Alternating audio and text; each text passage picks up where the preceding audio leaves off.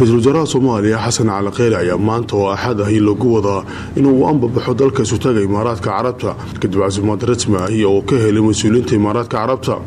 boqosha ra-iisul wasaare Kheyre ee Imaaraadka Carabta soo baxay qaybgalkiisa shirkii Davos ee Switzerland ka dhacay bishii hore kaasoo ay isku arkeen wasiirka arrimaha dibadda ee Imaaraadka Carabta.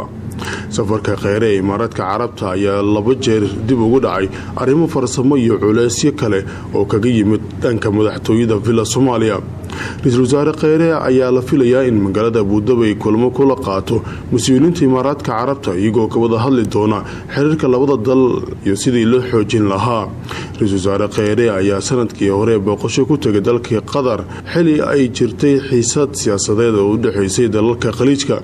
Imaaraadka Carabta ayaa ku lug yeeshay xaaladda siyaasadeed oo ka jiray Soomaaliya iyo go'aanadii maamul goboleedyada ay ugu soo horjeesteen mowqifkii dhexdhexaadnimada ahaa ee dowladda Soomaaliya ka qaadatay murankii Khaliijka.